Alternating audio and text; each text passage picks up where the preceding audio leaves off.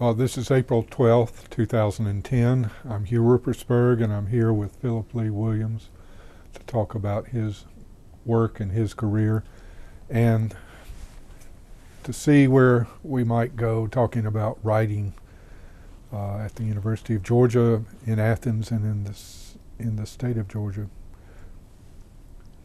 Phil, could you talk about how you got started as a writer? Sure. I grew up in a family that valued writing and classical music and all the arts sort of equally, I think, Hugh. And writing was always, or at least reading when I was a kid before I began writing, was something that was stressed tremendously. My mother had a degree in English from the University of Georgia. My father's degree, also from UGA, was in chemistry, but he loved, and he's still alive and still loves poetry as my mother did. And so I grew up in a milieu mostly around poetry rather than fiction, although my mother did read some fiction, where writing was considered not only an important part of our family, but something to aspire to. I remember very much as a child talking with my family about writing and being a writer and everything, and the feedback I got from them was 100% positive. And I know this is so different from so many writers, and I think especially Southern writers, in that many of them were sort of warned off by their parents or said, you know, how are you going to make a living or something like that. I got nothing but encouragement from my mother and father in terms of writing. So by the time I was, I guess, in my early to mid-teens, I was writing a great deal of bad poetry, as most people of that age do. The difference, I think, with me was that I was also setting myself on a course of reading poetry. And we happened to have in our house a tremendous selection of poets from the past, all of Shakespeare, Byron, Keats, Shelley, Wordsworth, Tennyson, all those guys. And you know, I knew them, and we also had one book of contemporary poetry, 20th century poetry. So from the time I was a kid, I knew about E. E. Cummings and T.S. Eliot and the high moderns, and was reading them. So by the time I began to imitate writers as a writer myself, the models I had before me were about the most intimidating and the highest you can have. But it gave me a sense of how far I had to go, and it also gave me a sense of the joy I got in reading those people and how much I love them. And and I always thought if I could add a little bit, just to what they have done and everything, that would be a wonderful way to spend my life. So in high school, did you have your poetry published in the student literary magazine? We didn't have a student literary magazine, as I recall. I think we had a newspaper, but they didn't publish poetry, and thank God. I would have been the laughing stock of the school. However, I must admit that the local newspaper, the Madisonian in Madison, Georgia, was edited by a wonderful woman named Adelaide Ponder. Her husband Graham was publisher of the paper, and Adelaide took a shine to me from the time I was a very young teenager. And my father took down to the paper, the very first stuff that I ever published were skits. I don't know how else to describe them. They were not poetry, they weren't short stories. They really were sort of playlets and sort of skits. Written under the influence of Mad Magazine, which I subscribed to and absolutely loved. But I had a real keen sense of the ridiculous even at that age. And the first thing that I ever remember writing, and I think it was the first thing that I ever had published, was a satire on Lyndon Johnson and the Great Society programs in 1964. I would have been 14 then. But over my high school years, Mrs. Ponder published those skits. And I was very strange because one day I was just a student in class. The next day I was an author, at least in Madison I was, because I had something published in the newspaper. And during my high school years, I began to branch out, and I started thinking, well, if I'm going to publish this stuff, I ought to be serious rather than just writing these silly little skits. So I started writing poetry that I would take to Mrs. Ponder, and she published them. And a friend of mine named Larry Walker also was trying to write poetry, and so she published our poetry together a great deal during my high school years, which were 1964 to 1968. And looking back on it, I think I may have copies of it. I'm sure it was all really horrible. Some of it was, you know, rather forward-looking in that it wasn't, you know, quatrains about things I knew nothing about, which is what we tend to write when we're kids.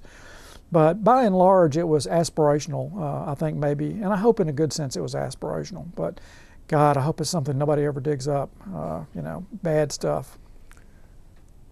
When you look back at those years when you were first thinking about writing, and you were reading, I assume, a lot of poetry, as you say, other stuff, who were the big writers that you remember as having been important to you, either as an influence or as a symbol of what great writing is? Well, I would start with people from earlier years. I'd start with Shakespeare. My mother loved Shakespeare, so Shakespeare was very big in my house. I would start with the Lake poets, and because my dad, of all things, was stationed just outside of Oxford, England for 2.5 years during the Second World War, so he had the equivalent of a Rhodes Scholarship during the war. This was a bookish young man who loved classical music, and he spent 2 years at Oxford. You know, the odds against that were unbelievable, but there it happened. And so I grew up, you know, knowing, I would say if there was one poet that my father loved best and that as a consequence I loved best, it would have to be Wordsworth. I grew up in the country. Wordsworth wrote about the country and everything, and I remember, I have a very distinct memory of going out and getting the eggs at our hen house while my father was sitting on the back porch reading the lines composed a few miles above Tennant Abbey out loud. Very few, I suppose, writers or Southern writers have that kind of childhood. And so, you know, it was all the poets, you know, and Tennyson, he also liked Tennyson as well, you know, from the Victorian era and everything. There were many, many others from the 20th century, which I largely started getting on my own in high school, certainly by the time I was 15, 16 years old. I would say Eliot was first, T.S. Eliot, mainly because Eliot, as you well remember, was the, you know, still in those days, the center of the canon in the academy. And you couldn't go anywhere critically or in poetry without being, you know, without Eliot being all over you. I liked Eliot a lot. I have to say I'd never actually loved Eliot. To this day, I like Eliot a lot and admire his work. But I can't say I love Eliot the way I love Hart Crane, for instance. Crane was another poet that I started reading in high school. A little lightly regarded but important poet to me when I was in high school was Kenneth Patchen, a San Francisco poet, whose poetry was very direct and very emotional and very suitable for somebody of high school age. And in particular, he wrote a novel called The Journal of Albion, Moonlight, that came out in 1941. That was a very important book in my development, both as a poet and as a fiction writer.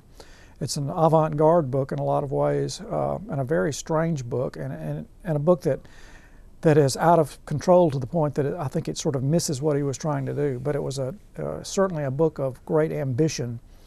And I remember the jacket quote from Henry Miller, you know, talking about it, what a great book he thought it was and everything. You know, the other poets that I loved, you know, by the time I was in college, I loved the New York poets, Frank O'Hara, John Ashbery. And this seems crazy for a 20-year-old in 1970, but, you know, I was really reading those guys. I bought a book in 1970 when I was at the University of Georgia called New York Poets. It was an anthology. And it had all those guys in it and everything, and it was poetry like I'd never seen or read before. And it really recalibrated my idea of what writing could be.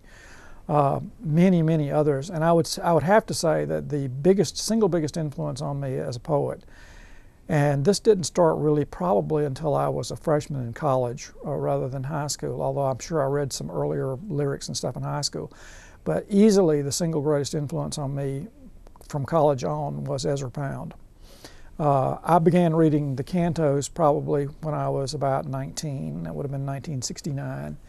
And I have a very, very nice copy of the 1970 edition of the cantos that his daughter, Mary de Rockeville, signed for me during one of her visits here in Athens some years ago. And I have always, you know, Pound was a very difficult and very bad man in a lot of ways, and a very great poet in so many, and certainly so influential.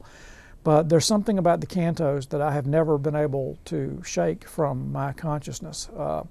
It's the mystery of them, the history that he deals with, because history is a great preoccupation of mine. It's the fracturedness that so mimic the 20th century world and everything. But there are, dozens of other poets that I could go on and on and on talking about, but those are just a few. You've had a very interesting kind of double career from my point of view. You were a newspaper editor for a number of years, a science writer, and then a sort of manager of public relations for the College of Arts and Sciences. And all of these careers involved writing in some sense, but they were separate from your career as a novelist, as a poet.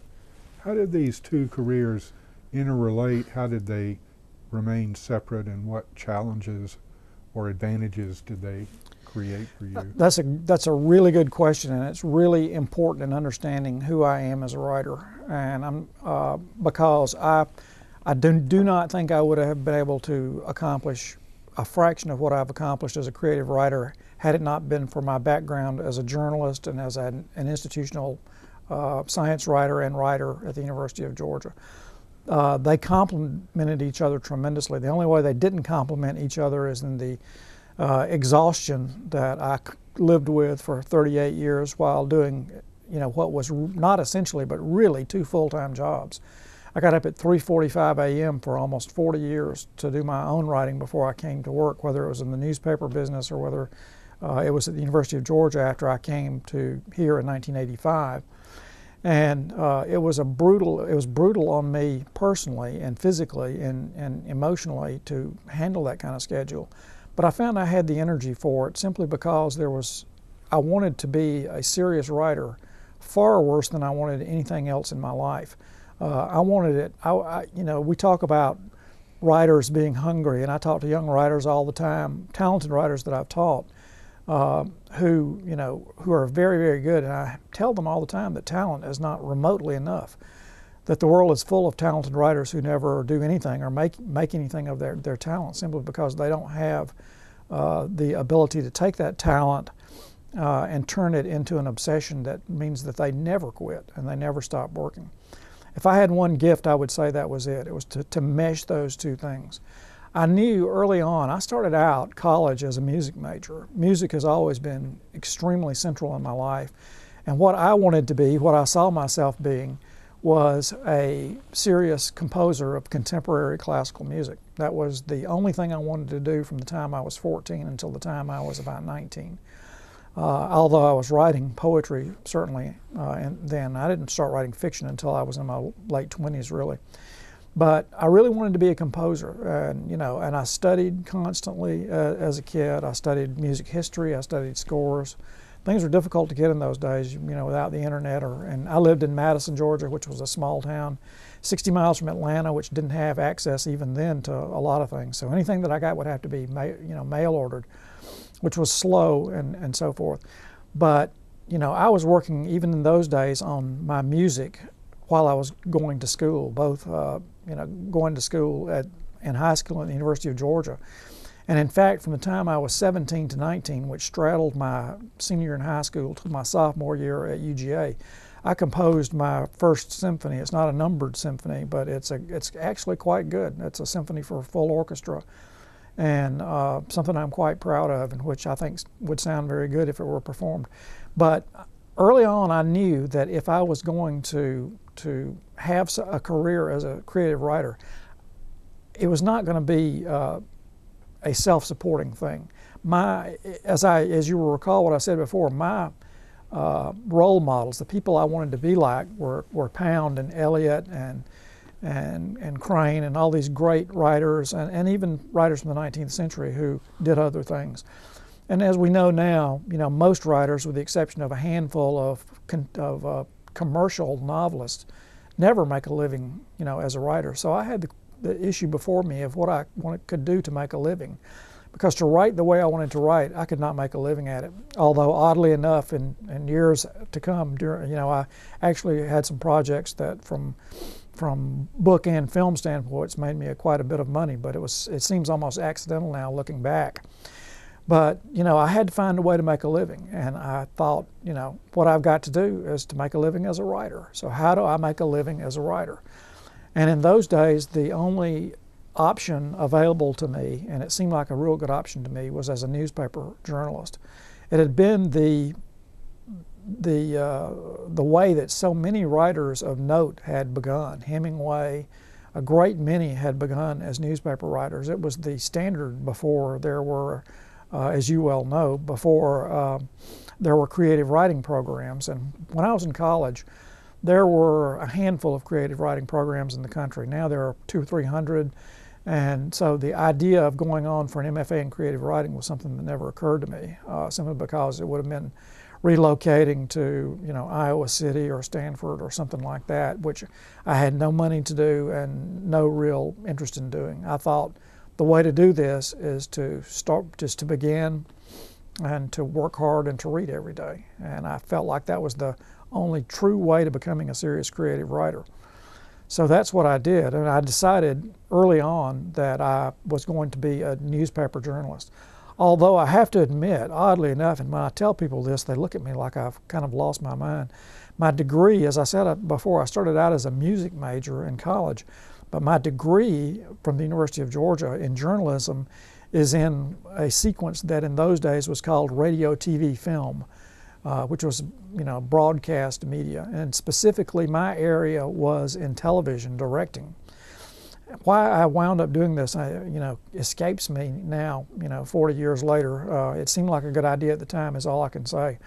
I can tell you that by the time I was a senior and I had to do my senior project as a TV direction major, a buddy of mine and I did the first act from Waiting for Godot as our project, which, you know, shows you how seriously I took my future in the television business.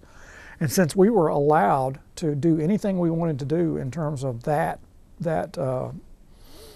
project, you know, when we were seniors, we got another student to direct us, and we acted the parts. So that was my senior project in television directing, was the first act of Waiting for Godot. Crazy. You know, I mean, it was, you know, something guaranteed to make sure I never got a job. But by then I had been working my way through college at the Madisonian, my hometown newspaper, in the summers. And I paid for 3/4 of my college by working there during the summers. So by the time I graduated, I had a tremendous background doing everything at a small town newspaper. And I thought, you know, this is what I ought to do before I even think about graduate school. I ought to get out and work as a journalist and see how it goes. So that's what I did. I got a job as a journalist when I graduated in 1972. And after that, with a few blips, was a journalist for 13 years before I came to the University of Georgia. Now, all these years that I put those two together, all the years that I was writing both for the newspaper and editing for the newspaper, all the years that I was working at the University of Georgia, one of the great gifts that I got from that was that as a journalist, particularly a daily or weekly newspaper journalist, one of the things you have to do is you have to organize material in your head incredibly quickly. You have to learn to write incredibly quickly. You have to learn to go to a meeting and have the story half written by the time you're out the door, which I could do then and can do now. So it gave me the advantage of being able to make the best use of my time real early in the morning when I got up to do my own writing, because I was very fast, I organized very quickly in my head, and I was able to know where I wanted to go. And that was strictly and wholly attributed to my training as a journalist. So all the years that I have done both, you know, been a journalist or an institutional writer and been a creative writer, they have, you know, one has fed the other. You know, I used to get asked a lot, particularly 7 or 8 years ago, not so much now lately, but just because of where I am in my life and my publishing career. I used to get asked, when are you going to write full time? Because people have this idea that the whole goal of being a creative writer is to make enough money to write full time, because that's what they would love to do if they could do it. And I remember I would always look at them and say, never. You know, I don't want to do that. I don't want to write the kind of things that would let me write full time. And most of them never understood it because it is so counter to what we consider success in America. But you'll have to remember, my idea of success was Whitman writing Leaves of Grass, who was another huge influence that I didn't mention earlier, huge influence from high school on, early high school on. So, you know, did they fit together? Absolutely. And, you know, I'm not sure I could have had the literary career I've had without having the journalistic career I've had. Was it hard? Absolutely. It was just very, very, very hard. And that's sort of one of the takeaway lessons when I talk to groups all over the country, which I've done for a long time now, to a lot of people is that they can be talented enough, but if they're not hungry enough, it's not going to matter. Let's talk some about your novels, and I was interested to hear you talk about how you came to write your first novel, The Heart of a Distant Forest. Well, you know, I had never really written fiction before. I started out as a poet. All I wanted to be was a poet. My parents thought being a poet was the highest calling that a person could have. When I was in college and they were saying, well, what are you going to do? And I said, I think I want to be a poet. They both said, wonderful. They said, that is just great. My father was particularly thrilled. Neither one of them ever asked me, ever, how I was going to put food on the table, because they had no money to give me. When I graduated from college, my parents gave me $40 to buy a suit. That's all I got, because they didn't have any more to give me. And I was thrilled to get it. My father co-signed a note on his house so I could have the first car I'd ever owned when I was 22 years old. And so, you know, money was never there. It was never an issue. So when it came time to be a writer, I was going to be a poet. And for me, in those days, and for most of the time since, success meant getting published and getting 2 free copies of the magazine you're in. You know, I remember the day I first sold a poem to Poetry Chicago, and I actually got paid $75 or something. And I couldn't have been more thrilled, you know, with that. But it never occurred to me that I was actually going to make any money at this at all. So when I started writing fiction, tentatively, that never occurred to me either. It never occurred to me that I would want to write something that would make me money or even make me famous, because that was really, really far off of what I was thinking of what I wanted to do. What I really wanted to do was to be an artist. That was it. All I wanted to do was to be the best artist that I had it in me capable of being. So I remember that the very first, with the exception of a couple of things I wrote in high school that were really bad and were never finished, the first thing I wrote that was actually finished was there were 2 things. One was a novella, and the other one was a 1-act play. And I wrote them in my early to mid-20s. Both were, you know, incredibly, unbelievably bad in every way you can imagine. And, you know, then I decided to try to write a full novel, and this was when I was about 27 and 28, I would say. And the reason I had done this, because, you know, I've told the story a lot and people think it's apocryphal, but it's actually true. My wife, Linda, came up to me one day and said, you like to run your mouth so much, why don't you write a novel? And I laughed and I said, because I'm a poet. But the more I thought about it, the more I thought, you know, maybe fiction is something that I would be good at, or maybe it's something that I would like to spend a part of my life doing. I don't know. I'm going to have to try it first. And I had spent all of my life intensely, you know, insanely reading and studying poetry. So I had to put myself on a equal crash course with fiction, which I did, beginning in my mid-20s. And I read all the time. Of course, I'd read stuff in college, and I was in graduate school for a year and a half before I had to drop out because I got injured, and read a lot of great things in graduate school, novels and everything. So I wrote a full-scale novel when I was 27, 28. I still have it. It's in the drawer of my desk where I work. I pull it out from time to time to remind myself where I was when I started. And it was a novel called Let Us Have Madness, and it was a 600-page novel. And I remember I let a friend of mine read it. This was in 1978. And he read it and came back and said, I just think it's hilarious. This is really good. And I remember saying, but it's not supposed to be funny. And he had this sort of stricken but not so stricken look on his face. I mean, he was, you know, poking me, and he was well read and knew what he was talking about. And I realized at that point that, you know, I just spent 2 years writing the biggest piece of dreck in the history of movable print. So my choice was, what am I going to do now? Am I going to be a poet exclusively, or am I going to try to do this? So I decided to make one more try at it. So the first thing I did was write down a list of everything I loved in the world. I thought, if I can't start from there, I can't start from anywhere. So I wrote down old people. I loved my older relatives that I went with my dad to visit in South Carolina. These were people that were born in the 1870s and who were adults before there were electric lights or internal combustion engines. And, you know, what they had to tell me about life and the span of life going back that far was amazing. Plus, they liked to be, you know, to talk to me too. At that time, I was fishing a lot, so the outdoors was a big thing.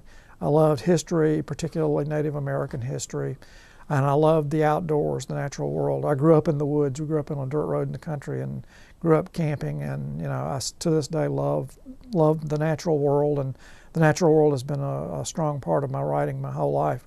So I put all this together, and at first it was going to be an epistolary novel. At first it was going to be a novel of letters, a form I've always been attracted to. But then I started thinking, the more I thought about it, the more I thought maybe I should do it as in the form of a journal.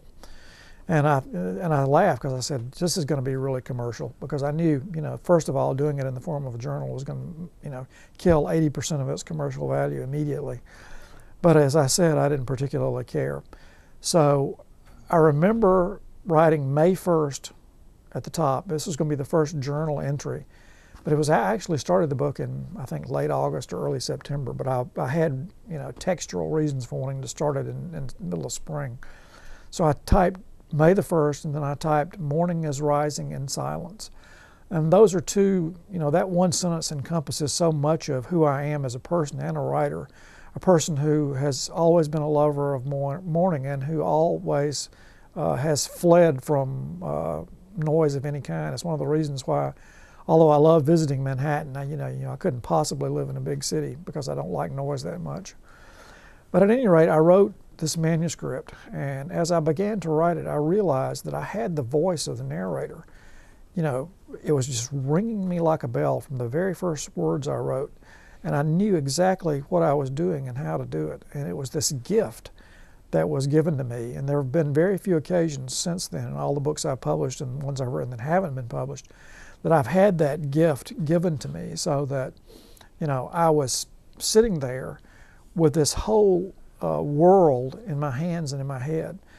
And, you know, it was an amazing experience. What it felt like is just absolutely indescribable, to realize you had complete control over what you were writing.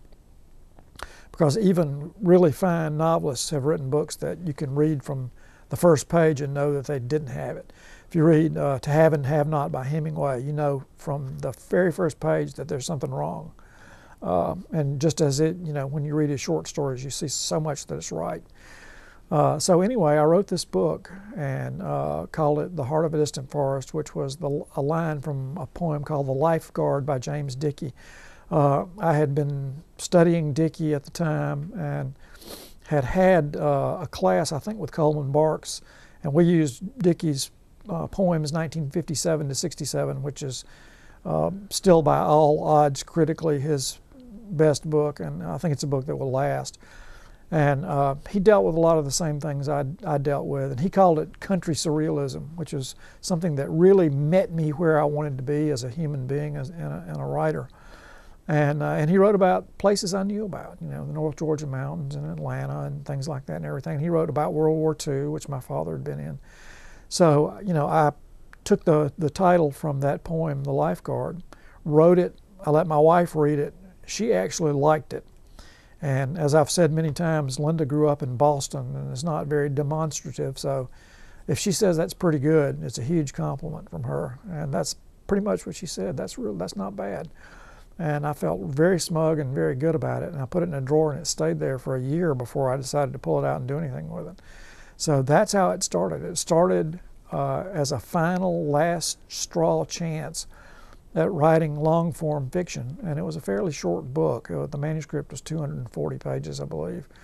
And I just felt like it was something special, but it was over a year before I did anything with it at all.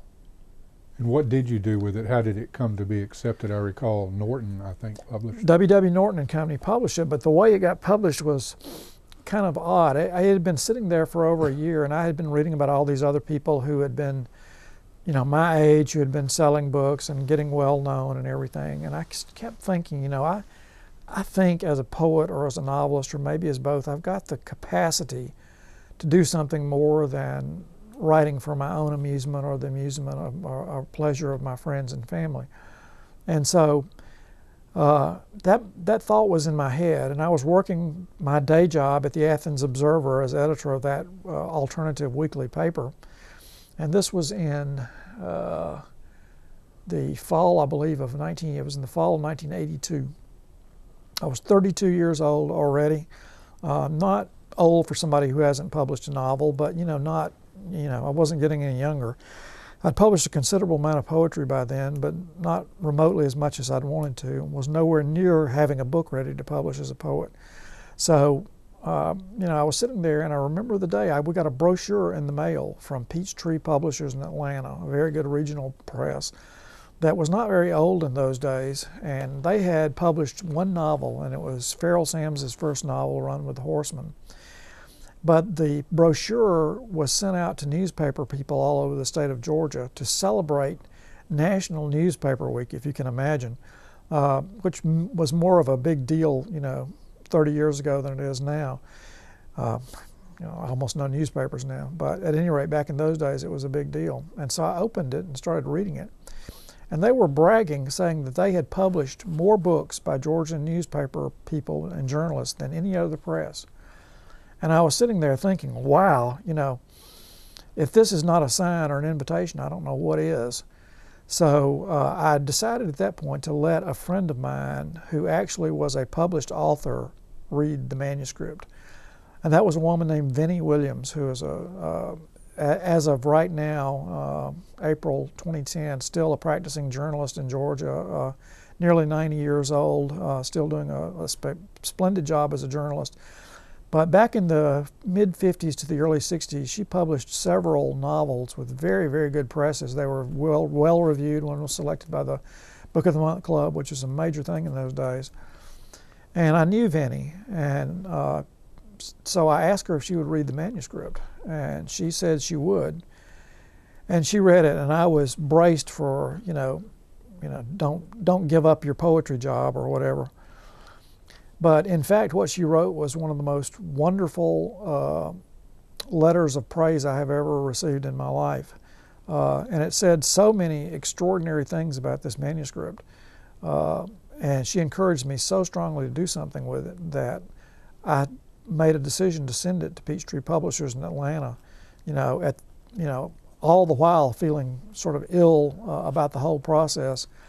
But I did, and the phone rang one day, and it was the editor-in-chief of Peachtree in Atlanta named Bill Emerson.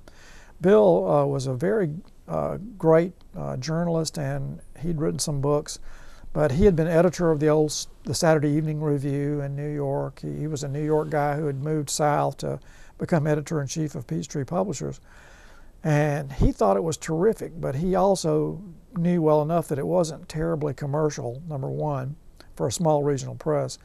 And number two, he had a friend named Otto Friedrich who lived in New York City, who was a well-known writer, newspaper, magazine editor, but also somebody who had written a number of books that had been published with good presses. And he said, Otto has a daughter named Molly Friedrich who is basically getting going now. She's in her 20s, basically getting going as a literary agent in Manhattan. And would you mind if I sent this to her? I think it's something she might like. And of course, I was just floored. That was almost as good as, him calling to say they wanted to publish it. I still didn't really honestly think that they were going to publish it, nor did I think Molly Friedrich would like it. But I said, sure. So he sent it to her, and gosh, it hadn't been 3 weeks. My phone rang at the Athens Observer one day, and it was Molly calling me from Manhattan, and she said that she just absolutely loved the novel, and she wanted to represent it, but that I needed to understand that while this was a very artful book, and she said a very beautiful book, it was not something that was very commercial, and that the odds of selling it were slim, but she would give it a try and see what she could do. And I suddenly had a literary agent in New York City, which just stunned me. Well, I went home and told my wife, and I was laughing, because I thought, well, there's no way she'll ever sell this book. But in fact, every publisher who saw it was interested in buying it. Houghton Mifflin got it first. Two editors there, one Larry Kessenich, the other was Roby Macaulay, who is a real well-known literary scholar, magazine writer, book writer, and friend of Robert Lowell's, and very well connected with 20th century major figures in 20th century literature. And Larry and Roby both loved the book, just absolutely, utterly loved it. And they were going to put it up for a Houghton Mifflin Literary Fellowship, which was a big deal. In addition to publication, you got $10,000, which was a lot of money in 1983, as well as being a highly promoted book on their list and everything, and brought to New York and wined and dined and so forth. And so by this time, I was just sort of going nuts. But as it turned out, the editor-in-chief, through an act of what I've called Olympian intercession, decided it just wasn't commercial enough and turned it down. I was just destroyed because I'd gotten letters from Kessenich saying it was one of the best manuscripts he'd ever seen in his life. We were real close, and everybody involved thought that it was going to be sold, and we were just waiting on the nod and the terms, and it just didn't happen. Well, I thought, well, this is going to be my story, that I'm going to be getting beers bought for me off for the next 30 years, how I came this close, and it didn't happen. But as it turned out, she had already sent it, Molly had already sent it to some other places, and she told me not to be too disappointed because Doubleday had it and was very interested in it. Not only that, and W.W. Norton had it and was interested in it, and another couple, Little Brown and I think maybe Random House or Viking, had it, and they were all interested. So I was okay, and it hadn't been another 2 weeks before the phone rang again. And it was Molly calling, saying that Doubleday finally, after it went through lots of head knocking and meetings and everything there, they decided that while it was extremely artful, it was not commercial enough. And she said, but I have an offer in hand from W.W. Norton Company. It's not a large offer, but it's an offer to publish. The editor would be Tom Wallace, who is a very well-known literary editor in New York City. He had been D. Brown's editor when D. Brown wrote Bury My Heart at Wounded Knee. And my book dealt a good deal with American Indian history, so that didn't hurt. And so I said, God, yes, of course. And she said, okay, well, we'll get the contracts, congratulations. And I was sharing an office with Pete McCommons at the Observer, and he was overhearing the conversation, and he was getting up and walking toward me. I'll never forget it. As the conversation was taking place, and I hung the phone up, and I was about to faint, and I looked up at him, and I said, W.W. Norton. That was the only thing I could get out of my mouth. And Pete took me up to a bar we went to and bought me a Manhattan. And and I was just, by the time I got home that afternoon, I was just cross-eyed drunk. But that was how it began. With a very quiet, very quietly narrated, very literary, very uncommercial novel that I thought nobody would want to, have anything to do with, and then suddenly everybody liked, and it's still in print 27 years later. Something I'm very proud of. Your novels vary a great deal in their subject matter, in when they're set, and their style, and the kinds of characters that they offer.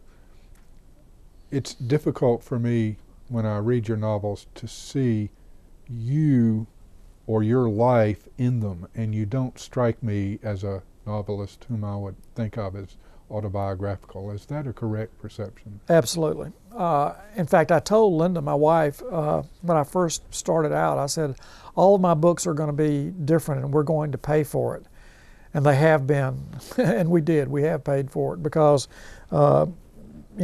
bookstores and book dealers and booksellers and readers want to know where to catalog you. They want to know where to place you. And one of the things I was interested in, and I suppose it's possible this came from an obsession with Pound, was the whole idea of personae, the whole idea of masks. particularly as a creative person, as a writer, because, you know, we are sort of taught to believe that particularly novelists are recasting their own lives and through their characters, and many do, of course. And I would say The Heart of a Distant Forest was probably the closest to me of anything I ever wrote. My second novel, All the Western Stars, had nothing to do with me particularly, except it was about old people, which I liked. But and it was a very wild sort of comic novel that people who had loved The Heart of a Distant Forest really weren't expecting at all. Although it has done better than any of my books by far in terms of how much money I made off of it and how much it sold and so forth. But my idea from the beginning, I've been accused. One writer came up to me one time and said, "I've got you figured out. You're going through all the genres, aren't you? One by one. You're picking them off and doing them one by one." And I laughed and I said, "That's actually not too far from what my idea has been. Not quite that literal, not quite that definite, but I wanted to take a look at the bulk of approaches to literature and to find my own voice in each, to find my way through each." So as a consequence, I did a mystery, I've done a road novel, All the Western Stars. I have done things that are sort of life and death kinds of books. I've done books that are books about midlife crises and that sort of thing. But each book has been done with an eye towards a completely different approach to subject matter, and a very deliberate one than what I had done in the previous book. And it has kept people off guard a little bit in terms of who I am in my writing and everything, because there are people who will absolutely love one of my books and absolutely can't stand another one because of the fact that I'm approaching it very differently. A book of mine, I wanted to write a book. I had been writing books that were either funny or poignant or something in between, and I wanted to write something that was very dark, very violent, that dealt with race in the South. And I wrote a book called Final Heat, which is just a blistering book, and it made me a lot of money. But people were like, has he lost his mind? What is going on? And the truth is that it was absolutely planned almost from day one in my literary career, that what I wanted to do was to use a different approach in every book that I did. Now, one thing I will say, the thing that does tie them together, and people miss this sometimes, is that most of my books deal with people who are in one way or another at the margins of society. I don't write about people in the suburbs, dealing with their problems. I can't imagine being further from somebody like, say, John Cheever or John Updike. Those are writers with whom I have zero, literally almost zero in common. But my idea was always as a writer of fiction, and to some extent a writer of poetry, was to have each project, each book, each manuscript be perfectly consistent internally, but to have it connected in terms of how I was, my body of work, to none of the others directly, if I could manage it, because I wanted to take each subject matter and each project as it came and approach it from a new way of a new idea of narrative strategies, a new idea of character development, new ideas of setting, and generally, different in very many ways. So you'll have books that are vaguely similar, such as Perfect Timing and All the Western Stars, you'll have books that could not be more different, such as let's say The Song of Daniel and Blue Crystal, that have zero to do with each other, except the fact that both are dealing with, as I said, people at the edges of society. So it was a decision that was made from the very beginning of my career. It was a decision that I knew was going to be difficult in terms of of publishing and staying published. And it was a decision that was going to confuse people about who I was as a writer. I knew all those things from the beginning. And yet I just didn't feel like I could do it any other way. So that's what I did. You know, I basically had, and that's what I have done. I have looked at each project internally and approached it from what I wanted to do. My book that's coming out this fall, The Flower Seeker, is a almost 500-page poem, an epic poem about William Bartram, the 18th century naturalist. So in terms of its setting in the natural world in the South, it has probably a bit to do with The Heart of a Distant Forest. But really it's like, in terms of its approach, it's much more avant-garde than anything I've ever done. You know, because it begins with very tightly argued traditional poetic forms, and then sort of goes off the rails as Bartram gets older and has periods of sickness and doubt and everything. And so it deals basically with almost every poetic form you can imagine.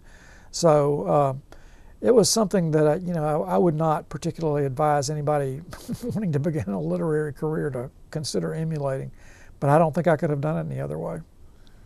The William Bartram project is one that might be described as a historical project. Mm-hmm. And your Jenny Dorset novel, the two Civil War novels, The Distant Flame and The Campfire Boys, are novels that might be described as historical, and that some readers might want to describe you as a historical novelist on the basis of those three books and the book of poetry that's coming out.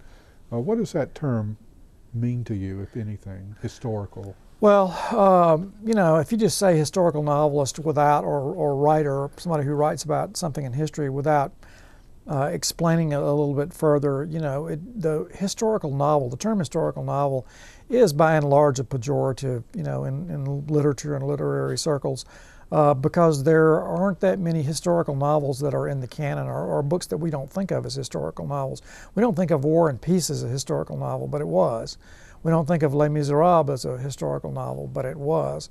There are a lot of books that transcend the genre, well, whatever that genre is. The genre could be horror or mystery or anything, but it may transcend that genre. And, you know, I have always had a strong interest in history, but really only insofar as that history sheds light on where we are now. My two books about the Civil War, although they're quite different, both deal with Southerners who were against the South's position in the Civil War. So they are again about people who were at the margins of their society and who were essentially in a difficult spot because of a moral issue. That theme runs through a lot of, virtually all my books in some way. The Flower Seeker is a book that deals with history, but it deals with it also deals with a text. It deals with Bartram's book, his travels, that came out in 1791.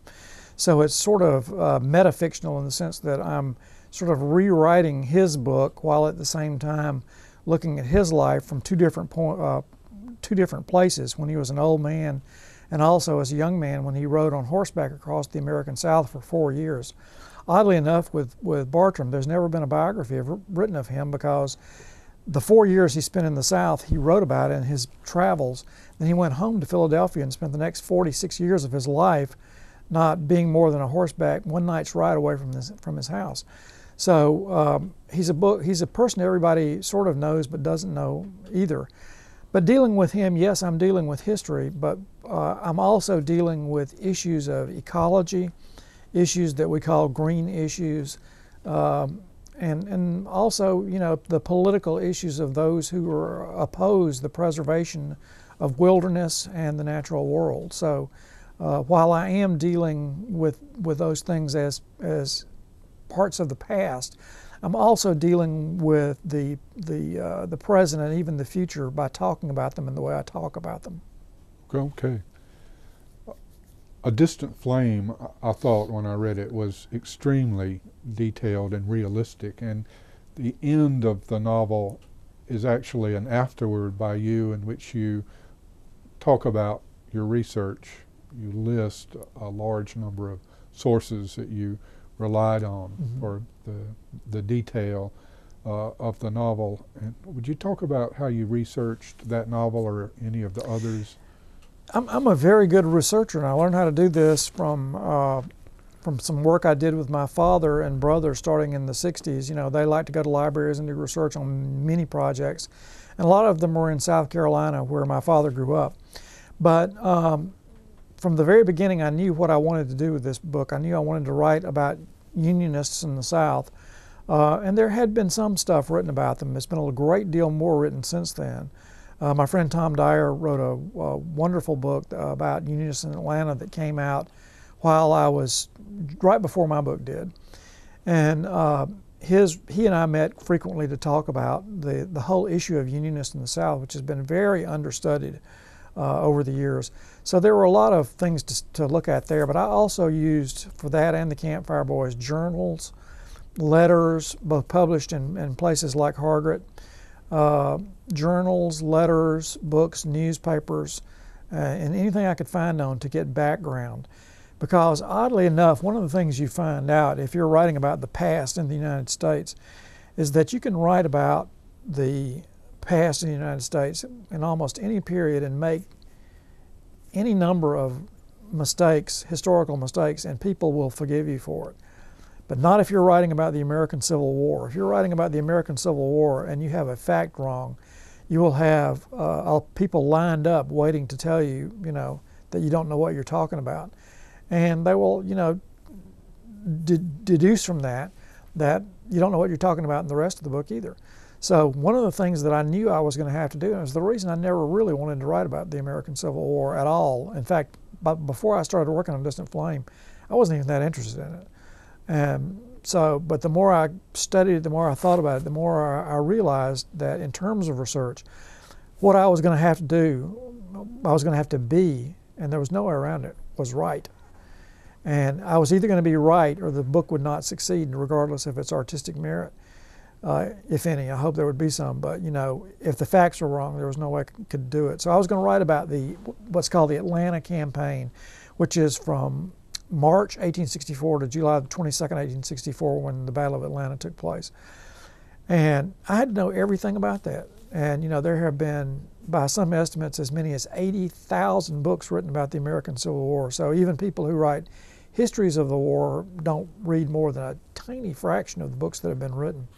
So how in the world can you make sure that what you've written is accurate? Well, the only way to do it is to do it very slowly. And I spent 10 years doing the research and the writing on A Distant Flame. I published 2 or 3 other smaller books while I was doing that work. But to say it was plodding is an understatement. And I worked very meticulously for many, many years. And by the end of the time I was doing research, the web was up and going, so I was able to use it to some extent, although certainly not to the extent that you can use it now. But I realized that everything was going to have to be right, from the kind of brogans or shoes they wore, and particularly I was going to have to know about firearms, because my main character was going to be a sharpshooter. And you can't just say, oh, he's a sharpshooter. I have to know everything about the ordnance. I have to know about calibers. I have to know about tactics and strategy. You have to know everything. So I just went about it very meticulously. I had a friend who taught me how to shoot black powder weapons, something I'd never done in my life. And at the end, when the manuscript was finished, I hired a professional Civil War historian to vet the manuscript, because I felt like, without that, one little mistake could sink the whole project. So as it turned out, I think the reason, the fact that all of the background of that book is correct does contribute towards its believability as a novel. People don't think about it a lot, but people read fiction for facts. And I say that a lot at presentations and everything, and people kind of go, what? Because, we always think they want character and stories why people read novels. But people really do want to read fiction to get facts. And there are a lot of genres where without facts, the genre doesn't really even exist. Science fiction is a genre that you have to have, facts of things that could be true if they're not true. So, the fact that I had filled it with facts about the campaigns and about what it was like to be a soldier was what I think really sold it, Hugh. And in fact, I got an email. It was one of the most remarkable communications I ever got from a reader who had won 3 Purple Hearts in Vietnam, had been wounded 3 times in different times in combat. And he read A Distant Flame, and he said it was the only other book that he had ever read in his life besides, I'm having a senior moment here, the famous Civil War book from 1900. Help me here. Red Badge of Courage. Thank you. The Red Badge of Courage. He said my book was the only other one besides the Red Badge of Courage that accurately described what it was really like to be in combat. And he wanted to know where I had served, and I laughed, and I wrote him back and told him, of course, I had never been in the military, had never been in combat, and that neither had the author of the Red Badge of Courage, who was born after the Civil War. So what we talked about in our exchanges is that if you have enough facts, if you understand what is going on enough, if you work hard enough in learning everything about what it was like, and I knew the weather at every moment of every day on that Atlanta campaign. I knew every movement of both sides. I had a running journal of what happened every single day of that campaign with both sides, and I knew exactly what was happening at 2 o'clock on April the 8th, 1864 during that campaign. I could tell you where it was, what the weather was, and what was happening. And that authenticity, I think, supports character. That if you're writing in that kind of genre where you're writing about the past, and authenticity is important to helping reinforce or even create character, then it has to be right. So, and I realized that from the beginning, and it was like no other book I'd ever done. We were talking about my books being different, but I had never written a book that required that amount of work or that amount of authenticity. So that was, what happened. I read dozens of books, was in libraries for years, talked to everybody I could find. I saw many collections of letters that had never been published that families kept, that were in families, some of which had things to do with the Atlanta campaign, many of which had nothing to do with it at all, but that informed me greatly about what soldier war was like, soldier life was like, and not filtered through historians, but directly from the mouths of the people who were there.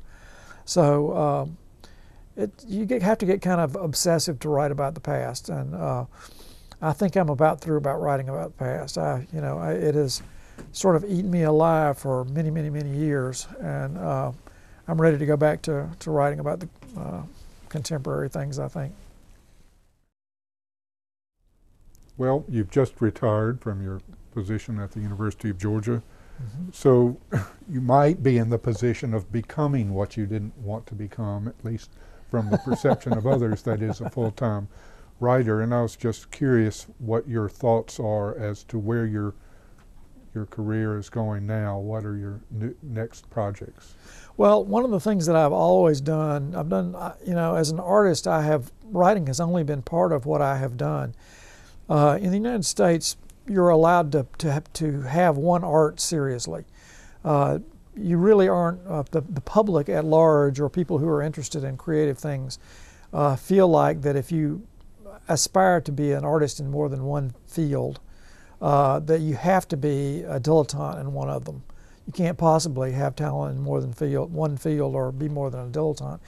And yet, almost all people who are involved in the arts are interested in some other art. There are actors who paint, or whatever, actors who sing in rock bands, and have rock bands and things like that, who are musicians. I've been a musician my whole life. I've always composed music. I've composed, tremendous amount of music, and it's mostly been for my own amusement. But it's not amateur stuff at all. I think it's very professional. I think it's very good. I'm a painter. I've painted my whole life. My dad painted, and so I just picked up what he did. I draw and sketch. And these are things that when we're talking about me being a full-time artist, that are very much part of what I'm doing. I'm still not, at least at this point, thinking of doing them professionally, simply because it's too much work and too daunting.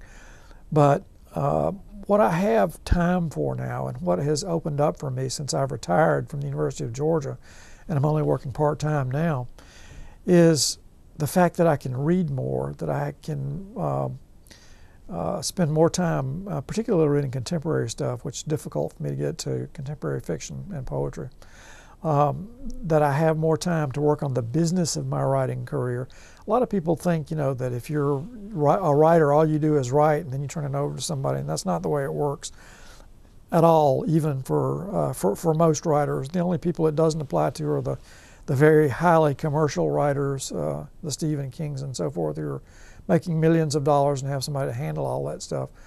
But 99% of the writers out there are doing it themselves. They have somebody, or they're working with one person. I have a full-time, not a full-time, but I have a publicist, private publicist of my own that works with me, and she handles bookings for me and everything. But I handle a lot of them myself and so forth. So, and there's a lot of correspondence that goes on, and so the business of writing is something that takes up a tremendous amount of time.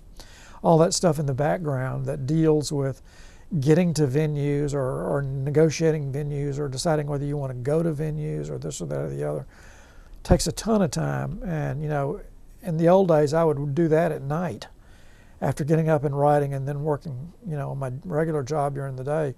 So by the time bedtime came, I was just exhausted. So I've got more time to do that now. I don't have to to rush as much. I'm writing music, I'm painting when I have time. And I'm also working way into the future on books that I'm writing and wanting to write and everything. I've got 5 or 6 books lined up, 5 or 6 novels lined up, and another epic poem called Psalms for the Earth that's finished and waiting to be published because I work very hard and I work all the time. And so, and I'm right now I'm publishing with Mercer University Press, which is a perfect place for me at this point in my career because it's going to allow me to go back and publish some of those more avant-garde things that I wanted to publish earlier in my career, and which the market really didn't let me do. Not wildly avant-garde, but at least in terms of narrative approaches, unusual and I think imaginative. So I'm going to be doing that. It's also going to allow me to spend a great deal more time on projects that I think are going to pan out at some point in the future.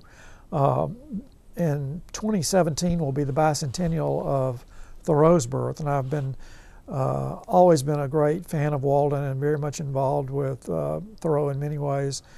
And so on the advice of my editor and in discussions with him, I'm working on a very long book that has the working title of, actually I'm not going to say the title because it's so good I think I'll keep it quiet, but actually at any rate it's a book that I'm very happy with and I'm having a wonderful time doing.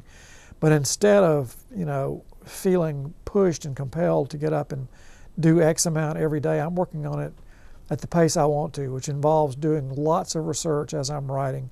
So I may write a paragraph and then go online and do 45 minutes worth of research and then come back and write 2 sentences and then go do research for a while.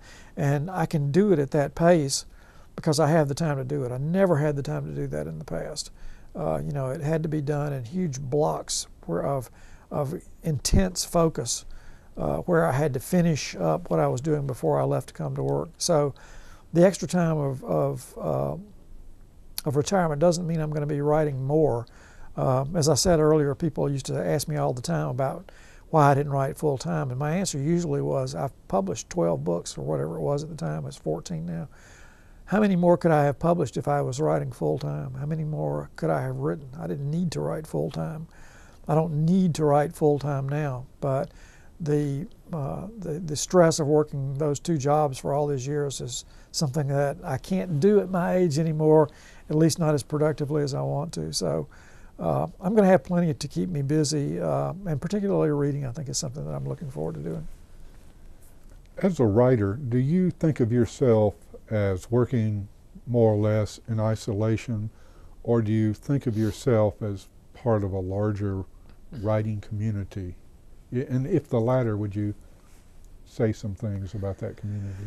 I have a lot of writer friends, and we have been friends forever. When I published my first novel, and I'm just going to speak right now about this little part of North Georgia, Athens, Georgia, and the surrounding areas. But when I published my first novel, The Heart of a Distant Forest, in 1984, there was only one other person within 50 miles of here, maybe, who had published a novel at all, and that was Marion Montgomery at the University of Georgia. And his last novel was published, I think, in 1974 by what was then Harper and Row. So I had nobody else to ask about what it would be like to be a published novelist, what I should do, how I should act, how I should promote the book. I had no friends at all. They did not exist. I had some friends in poetry, but not. They were all sort of scattered around the country, but none here in terms of fiction. Now I've got, just in the Athens, within 20 miles of Athens, I've probably got 12 or 15 friends who have published novels with, or books with major and top-notch regional presses. It's not at all unusual for somebody in Athens to have published a novel now, but when I started out, it was.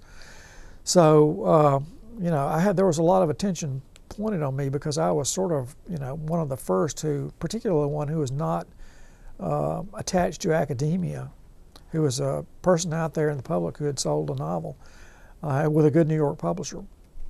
So over the years, people sort of came to me because, I was the first one in this area who did it. I made a lot of friends in Atlanta. My first literary friends in Atlanta were Terry Kay, who is still as close to me as a brother, Pat Conroy, Ann Rivers Siddons, Paul Hemphill, and there was a whole group that I fell in with back in the early and mid-'80s, and who were very nice to me and helped me along the way, particularly with understanding how to be a published novelist, something I didn't have a clue how to do. Along the way, there have been a lot of others who have sort of joined the club and who I talk with. I have email pen pals. One of my best friends is a woman named Marla Yeomans who lives in Cooperstown, New York. She's a Southerner, but she's published a number of books, and she also has won the Michael Shara Prize for a Civil War novel she wrote called The Wolf Pit. And so, I have tons of writer friends that I'm friends with online, but there are a lot of people around here who I'm friends with as well. And I was an adjunct professor of creative writing at the University of Georgia for a number of years, and I have a lot of former students who are still in touch with me, several of whom are moving forward as potentially very successful writers. I have one who is now at the University of North Carolina, who I'm absolutely convinced is going to be a published writer, and probably very soon a published novelist with a contract from New York. She's already published or sold things to places like the Southern Review and other fine journals as a fiction writer. So it's a very large, very amorphous, and sometimes growing, sometimes ebbing, sometimes flowing group of people that we see each other. There's also a large number of people that I see on the road that I don't ever see anywhere else, that we run into each other on the road doing gigs out here and there and yon. So there's a very active and very thriving writing community. It's just that with the way things have changed in terms of how we communicate, it's just not all right here anymore. There are a lot of people that I'm friends with who are all over the country, or indeed all over the world, that I email with all the time, who are writers and we support each other in all ways writers do. I have a final, perhaps related question, but it has to do with your sense of the current state of things in literature in the United States in 2010. What's the future of reading, of books, of literature in the contemporary world? We read articles that bemoan the death of reading, the death of the novel, or related things. Where do you see us headed? I'm very optimistic, and maybe in the face of reality, I'm not sure. But I think, I have been a science writer for many years, and so one of the ways I come at how people read and how they process information is from a scientific point of view. And I'm absolutely convinced, and there's been a good deal about this in the media lately, that there are reasons having to do with evolutionary biology that we love stories and are involved in writing and telling and retelling these stories that we've been doing almost since our beginning as a species, probably. I'm sure we were. And, you know, it's not that we have the option to quit. I don't think we're ever going to quit until we evolve out of the necessity, maybe, you know, 1,000 years from now. I mean, who knows what the world will be like by then, you know, crowded, we know that. But, you know, I don't think we are going to suddenly give up one of the prime directives of our genes, which is to teach through recycling experience and stories. Not only to teach, but to entertain. I think it's all part of the same thing. And I think that we are genetically wired to do this. I don't think, you know, some people are interested in novels, some people aren't. But those same people who might not be interested in novels might love stories as told through the medium of film or through some other medium. They might love paintings, you know, they might love narrative of any kind. They might like the old-fashioned front porch storytelling. There are people that I've known personally in my life who I'm certain have never read a novel, certainly not something considered a literary or a serious novel, but who are from a narrative point of view among the most extraordinary storytellers you'd ever hear in your life. And it's not something that they haven't thought about or that they just happen to be good at. It's something that they've learned, that they've honed, that they've tried out, that they've gotten better and better at. And in a sense, it's very much like the beginnings of things like the Iliad and the Odyssey. And, you know, from that point of view, I think everybody has that need for stories or images of one kind or another to be told back to them. Poetry is so deep in our experience as human beings. If you just go up to almost any group of people who are educated at all and mention poetry, you'll find, at least in my experience, you'll only find a very small group that either doesn't like poetry, won't read it, has never read it, thinks it's a waste of time, and so forth.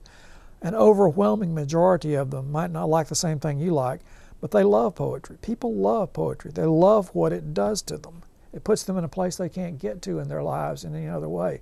And fiction does the same way. And people like different kinds of fiction. My wife does not like novels that end tragically. You know, she's somebody who would not have, if she'd lived in the Elizabethan era, she would have loved The Taming of the Shrew and hated Romeo and Juliet. And, you know, there are people that are like that now. And, you know, the people who loved my novels that were poignant and quiet and so forth just hated the ones that were louder or darker or violent, and vice versa. So, you know, the whole idea of the death of the novel, the death of serious writing and everything has been around, you know, for a long, long time, and I'm sure it'll be around forever. I think the thing that's going to change is the medium through which we read. And I do think that most things we read within 25 years are going to be through an electronic medium. And I hope I'm around, you know, still in those days. I haven't bought a Kindle or an iPad yet because I'm not interested in something that mimics a computer. I want something that mimics a book. And it would be very easy to do. And, you know, I think there are a lot of people who would like that better than something that mimics a computer. Having said that, I think almost everything is going to be electronic within 20, 25 years. I think books, as we know them now, will be still being made as art items and as limited edition things and so forth. I don't think they're going to go away, not for a long time. And print-on-demand paperbacks now look great, and they're cheap to set up. You know, all the publisher has to have is a file on his or her computer. So the way we're going to deal with and process fiction and poetry and so forth in the future probably is not going to look the way it does right now. I'm sure it's not. But the whole idea of our need for it, is it going to happen? Are we still going to be in a place where we need and are willing to go out of our way to find poetry and fiction that informs, entertains, and moves us? I think it's going to be there for you know, as long as the species has the same DNA it has now. Thank you. My pleasure.